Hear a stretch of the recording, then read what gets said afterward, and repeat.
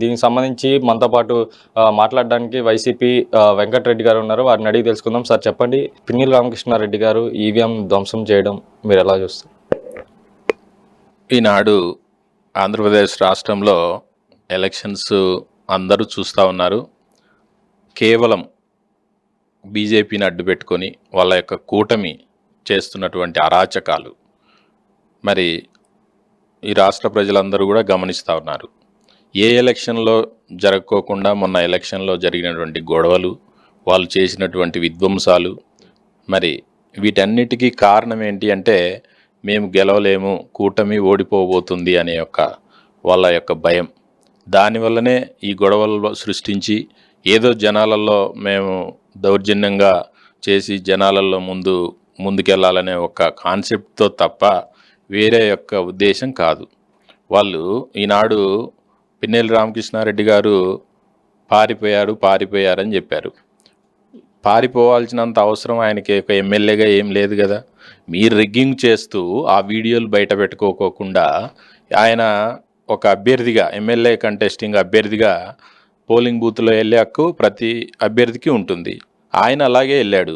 ఆయన వెళ్తుంటే కూడా ఆయన అడ్డుపెట్టి రిగ్గింగ్ వెళ్తుందని తెలుసుకున్న ఆయన ఆ బూత్లోకి వెళ్ళకోకుండా అడ్డుపెట్టి మరి ఆయన పైన దాడి చేసి ఆయన అది మాత్రం దాచిపెట్టి ఈయన ఏదో ఒక ఈవీఎం పగలగొట్టాడనే ఒక కారణం ఎతికి దాన్ని లీక్ చేసి మొత్తం దాన్ని ఆ కంటెస్ట్ మొత్తం ఏదైతే ఉందో ఆ బూత్లో ఏం జరిగిందో మొత్తం రిలీజ్ చేయకోకుండా ఆ ఒక్క బయట మాత్రమే బయటికి తీసుకొచ్చి మరి ఈనాడు పిన్నెల్లి రామకృష్ణారెడ్డి గారి మీద అణచే విధంగా వాళ్ళ యొక్క అధికార దౌర్జన్యం చూపే విధంగా చేస్తూ ఉన్నటువంటి దారుణం, హేమమాలిన్యమైనటువంటి చర్య. ఈనాడు కోర్టు ఇచ్చింది ఈరోజు మే 6వ తేదీ 10 గంటల వరకు ఎటువంటి డెసిషన్ తీసుకోవద్దు అని. మరి నిన్నటి వరకు పిన్నెల్లి రామకృష్ణారెడ్డి పారిపోయినాడు అని చెప్పినారు. ఈరోజు కాన్స్టిట్యున్సీలోకి రావద్దు అని చెప్పి మళ్ళీ వాళ్ళే కాన్స్టిట్యున్సీలోకి వస్తే ఎలాంటి సంఘటనలు మళ్ళీ రిపీట్ అవుతాయి, అందుకనే మేము కాన్స్టిట్యున్సీకి రావద్దంటూ కూడా ఈసీ చెప్తుంది. దీనికి మేము బాధ్యులం కాదు, ఎటువంటి ఘటనలు జరిగినా మేము దానికి బాధ్యులు కాదని చెప్తున్నాం. కాన్స్టిట్యున్సీలోకి వెళ్ళే హక్కు ఆయనకు ఉంది. ఎందుకనంటే ఎమ్మెల్యే అభ్యర్థి వాళ్ళ నాయకులను కొట్టినారు. వాళ్ళ నాయకుల్ని దౌర్జన్యంగా టీడీపీ వాళ్ళు దౌర్జన్యంతో ఆ సౌదరీస్ ఉన్న విలేజెస్ ఏదైతే ఉందో దౌర్జన్యంతో వాళ్ళ భయానకంగా వాళ్ళని లేడీస్ని కొట్టి లేడీస్ని గాయపరిచి వాళ్ళని ఊర్లలోకి వెళ్ళనీకోకుండా ఇష్టానుసారంగా చేశారు. కనీస బాధ్యత వాళ్ళని వెళ్ళి పలకరించాల్సినటువంటి అవసరం ఉంది. కానీ ఈరోజు ఎన్నికల అధికారిని ఈసీని అడ్డబెట్టుకొని, అధికార గవర్నమెంట్ బీజేపీని అడ్డబెట్టుకొని ఈ రాష్ట్రంలో అరాచకపరంగా మరి వీళ్ళు వ్యవహరిస్తూ ఉన్నారు. దానికి ఈసీ మద్దతు తెలుపుతున్నారని అది బహిరంగంగా అర్థమవుతుంది. ఇప్పుడు ఏదైతే మాచర్ల, తాడిపత్రి, ఈ కాన్స్టిట్యున్సీ, నర్సరావుపేట వీటిల్లోనే జరగాల్సిన అవసరం ఏముంది? ఎస్పీలను ఎక్కడైతే మార్చినారో, ఎస్ఐలను, సిఐలను ఎక్కడైతే మార్చినారో అక్కడే గొడవ జరగడానికి కారణం ఏముంది? అక్కడే గొడవలు ఎందుకు జరిగాయి? ఈ రాష్ట్రంలో మొత్తం జిల్లాల్లో ఎక్కడ జరగని గొడవలు అక్కడ కేవలం ఎస్పీలు మారిన దగ్గర ఎందుకు జరగాల్సిన అవసరమైందో ఇది ప్రజలందరూ చూస్తూ ఉన్నారు. ఇది ప్రజలందరూ ఆలోచించాల్సినటువంటి విషయం. ఈ రాష్ట్రంలో ఎలక్షన్ జరిగినాయి, అన్ని కాన్స్టిట్యున్సీలలో జరిగినాయి. కేవలం ఎస్పీలు మార్చిన దగ్గరే ఎందుకు గొడవలు జరిగినాయి అనేది అందరికి క్వశ్చన్ మార్క్. అంటే ఈవీఎంని ధ్వంసం చేయడం వెనకేసుకు రావడానికి మీ వైసీపీ కార్యకర్తలు ఈవీఎం ధ్వంసం చేయడం వెనకేసుకు వస్తున్నారు. కేవలం పాము దూరింది, ఈవీఎంలో పాము దూరింది, ప్రజలను కాపాడడం కోసం ఈవీఎంని ధ్వంసం చేశారంటూ కూడా టీడీపీ సోషల్ మీడియా చెప్తుంది. దీనికి మీరేమంటారు? అది వాళ్ళు రిగ్గింగ్ జరిగిన మాట వాస్తవం. రిగ్గింగ్ చేశారన్న తర్వాత ఎన్నికల కమిషనర్ అలాగూ సహకరించట్లేదు అని చెప్పే ఉద్దేశంతో ఆయన ఆవేశంగా పగలగొట్టినాడు అనేది వస్తున్న వీడియో. అది నిజమా ఫేక్ అనేది ఇంకా క్లారిటీ లేదు. అది నిజ నిర్ధారణ చేయాల్సినట్టు అవసరం ఉంది. దానిపైన ఏదన్నా ఉంటే సిట్టింగ్ జడ్జితో ఏదన్నా ఉంటే ఎంక్వైరీ చేయించాలి. అలాంటి సిచ్యువేషన్ లేకోకుండా ఓన్లీ ఒక బయట అదే 4-5 బూతులలో కేవలం సోదరీసున్న విలేజ్లలో రిగ్గింగ్ చేస్తున్నటువంటి కారణాలు ఏవైతే అవి దాచిపెట్టేసి ఈవీఎం పగలగొట్టారని అంటున్నారు. అసలు ఏంటి అంటే ఈవీఎం పగలగొట్టడానికి కారణాలు ఏంటో చూపించాలి కదా. ఫస్ట్ ఆయన స్వయంగా చెప్పినాడు, సిట్టింగ్ జడ్జితో విచారణకు నేను రెడీ, నేను పాల్గొంటానని చెప్పినాడు. అసలు ఆ చర్యకి ఎందుకు వెళ్ళట్లేదు? ఆ రిగ్గింగ్ జరిగినటువంటి బూతులు ఏవైతే ఉన్నాయో రీఎలక్షన్ జరిపించమని చెప్పినారు. అది చేయట్లేదు. కారణం ఏంటి అంటే ఈసీని అడ్డబెట్టుకొని బీజేపీ ఏదైతే బీజేపీ నాయకురాలు ఉందో ఈ రాష్ట్ర పురంధేశ్వరి గారు వాళ్ళ ఆధ్వర్యంలో వీళ్ళంతా కూటమిగా ఏర్పడి ఒక దందా నడుస్తూ ఉన్నటువంటి పరిస్థితి. ఆ వాస్తవాలన్నీ కూడా ఆంధ్రప్రదేశ్ ప్రజలు గమనిస్తూ ఉన్నారు. జూన్ 14 తర్వాత ఏదైతే పోలింగ్ అయిపోయిన తర్వాత పిన్నెల రామకృష్ణారెడ్డి కాన్స్టిట్యున్సీలో లేరు. కాన్స్టిట్యున్సీ నుంచి బయటకు వచ్చి హైదరాబాదు అదేవిధంగా తమిళనాడులో తిరుగుతూ ఉన్నారు. మరి ఏదైతే ఈ వీడియో ఈవీఎం ధ్వంసం అయిన తర్వాత వీడియో బయటకు వచ్చిన తర్వాత పిన్నెల రామకృష్ణారెడ్డి అజ్ఞాతంలోకి వెళ్ళాడు. మళ్ళీ ఈరోజు ఎందుకు బయటకు వచ్చాడు? భయపడే దీనిపైన మాట్లాడలేదు. ఈరోజు ముందస్తు బెయిల్ కోసం ఇదంతా జగన్ ఈసీ ఆడుతున్న డ్రామా అంటూ కూడా టీడీపీ అంటుంది. మీరేమంటారు?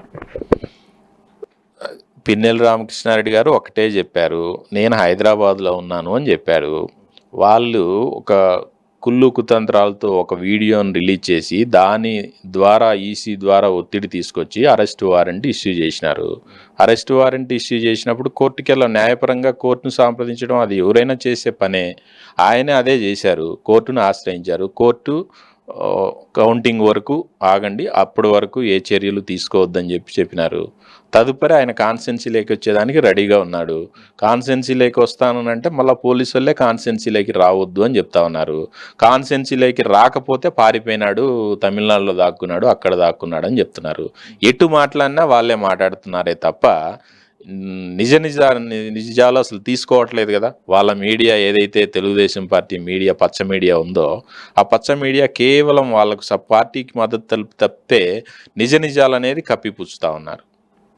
ఇంకోటి చంద్రబాబు విదేశాలకు వెళ్ళాడు, అమెరికా వెళ్ళాడు. అదేవిధంగా లోకేష్ కూడా ఎన్నికలు అయిపోయిన తర్వాత ఏదో విదేశీ పర్యటనలకు వెళ్ళారు.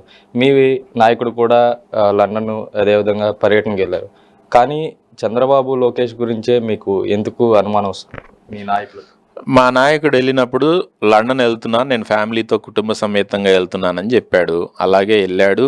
అక్కడికి వెళ్ళిన తర్వాత కూడా మా కార్యకర్తలు ఎవరైతే ఉన్నారో వాళ్ళందరినీ కలుస్తూ ఉన్నాడు లండన్లో. అదే చంద్రబాబు నాయుడు లోకేష్ గారు వెళ్ళారు.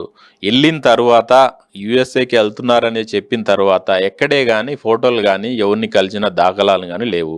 అంత సీక్రెన్సీ మెయింటైన్ చేయాల్సిన అవసరం లేదు. మీడియా మిత్రులకి ఎవరికైనా తెలుసా? మీకు తెలుసా? ఎక్కడన్నా కూడా చంద్రబాబు నాయుడు గారు ఈ ప్లేస్లో ఫలానా ప్లేస్లో ఈ కంట్రీలో ఉన్నాడు అనేది ఎక్కడ కనిపించట్లా. అంత సీక్రెన్సీ ఒక రాష్ట్ర ముఖ్యమంత్రిగా చేసి రేపు ఎలక్షన్లో అపోజిషన్లో ఉండి రేపు సీఎం అవుతాం అని చెప్పుకునే వ్యక్తులు ఎలక్షన్ ముందు జనాలకు అందుబాటులో లేకోకుండా వారం 10 రోజుల తర్వాత అసలు సీక్రెన్సీ మెయింటైన్ చేయాల్సినంత అవసరం ఏముందో అనేది రాష్ట్ర ప్రజలు కోరుకుంటా ఉన్నారు.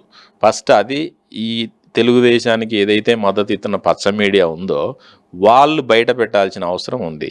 మేము ఒకటే క్వశ్చన్ చేస్తూ ఉన్నాం, వాళ్ళు ఈ రాష్ట్రాన్ని వదిలిపెట్టి పారిపోయారా, లేకపోతే ఇక్కడ ఉన్నటువంటి ధనాన్ని తీసుకెళ్ళి జాగ్రత్త పడేదానికి వెళ్ళారా, లేకపోతే వాళ్ళ పిఏ శ్రీనివాస్ను కలిసేదానికి వెళ్ళారా అనేది మేము క్వశ్చన్ చేస్తూ ఉన్నాం. ఎన్నికల ఫలితాలు మనం చూసుకుంటూ ఉంటే ఎన్నికల ఫలితాల గురించి జగన్మోహన్ రెడ్డి గారు ఐపాక్ టీంతో మాట్లాడి చాలా కాన్ఫిడెంట్గా చెప్పారు. 151 కన్నా ఎక్కువ మనం గెలవబోతున్నాము, పోయినసారి కన్నా మనం ఎక్కువ సీట్లు సాధిస్తామంటూ కూడా జగన్మోహన్ రెడ్డి గారు చెప్పారు. కానీ మనం చూస్తున్నాము చంద్రబాబు అదేవిధంగా లోకేష్, పవన్ కళ్యాణ్ కూడా ఎన్నికలు అయిపోయిన తర్వాత కనీసం మాట్లాడేవాళ్ళు. ఈసారి ఎందుకు దానికి మౌనం పాటిస్తున్నారని మేము అనుకోవచ్చు. వాళ్లకు తెలుసు ఓడిపోబోతున్నాం అనేది, కూటమికి తెలుసు. అది బీజేపీ నాయకత్వానికి, కేంద్రంలో ఉన్నటువంటి బీజేపీ నాయకత్వానికి కూడా తెలుసు. జగన్ గారే మళ్ళీ సీఎం అవుతారనేది తెలుసు. మా జగన్ గారు, మా సీఎం గారు, మా గొప్ప నాయకుడు అనే ఏదైతే జగన్మోహన్ రెడ్డి గారు ఉన్నారో మేము అనుకుంటున్నామో, మాకు అందరికీ ఒకటే కాన్ఫిడెంట్ ఇచ్చాడు. నేను లండన్ వెళ్తున్నాను, మీరు ఎవ్వరు కూడా కార్యకర్తలు నిరుత్సాహపడద్దు, ఎక్కడా తొందరపడద్దు.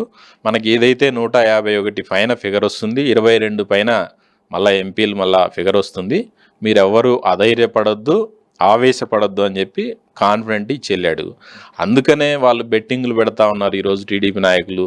మేము 1:2 ఇస్తాం, 2:3 ఇస్తాం, మీరు ఎవరన్నా ఛాలెంజ్ చేస్తామని చెప్పి టీడీపీ కింద కేడర్ రెచ్చిపోతుందే తప్ప చంద్రబాబు నాయుడు కానీ పవన్ కళ్యాణ్ గారు కానీ లేదా వాళ్ళ కొడుకు కానీ ఎక్కడ కూడా టీడీపీ గవర్నమెంట్ వస్తుంది అని చెప్పి ఎక్కడ చెప్తలేరు వాళ్ళకు తెలుసు, ఎందుకంటే ఓడిపోబోతున్నాం అనేది వాళ్ళకు తెలుసు.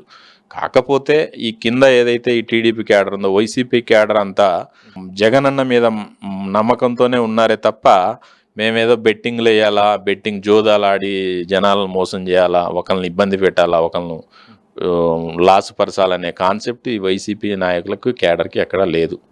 కానీ మనం చూసుకోవచ్చు, టీడీపీ సోషల్ మీడియా కొన్ని రోజులుగా కేంద్రం ఇంకా అధికారంలోకి రాలేదు టీడీపీ, కానీ క్యాబినెట్ మంత్రులను అదేవిధంగా క్యాబినెట్లో ఎవరెవరు ఉండబోతారంటూ కూడా ప్రచారం జరుగుతుంది. దీనికి మీరేమంటారు? అవన్నీ మే 4వ తేదీ సాయంత్రానికి తెలిసిపోతుంది. ఖచ్చితంగా వైఎస్ఆర్ కాంగ్రెస్ పార్టీ జగనన్న ముఖ్యమంత్రిగా 9వ తేదీన ప్రమాణ స్వీకారం చేయబోతా ఉన్నాడు. అది మా కాన్ఫిడెంట్. 151 క్రాస్ అవుతున్నాం, అది మా కాన్ఫిడెంట్, మా నమ్మకం. అది మేము 5 సంవత్సరాలు స్వచ్ఛందంగా నిజాయితీతో కడినటువంటి పరిపాలన అందించాము. దానికి మాకు ఈ రాష్ట్ర ప్రజలు ఇచ్చే ఒక తీర్పు, మాకు ఆ నమ్మకం మాకుంది. మాకు 151 క్రాస్ అవుతుందనే కాన్ఫిడెంట్ మాకుంది. ఎట్టి పరిస్థితిలో వైఎస్ఆర్ కాంగ్రెస్ పార్టీ గవర్నమెంట్ ఈ రాష్ట్రంలో రెండోసారి తిరిగి వైఎస్ జగనన్న ముఖ్యమంత్రిగా ప్రమాణ స్వీకారం చేయబోతా ఉన్నారు. ఇది మా కాన్ఫిడెంట్.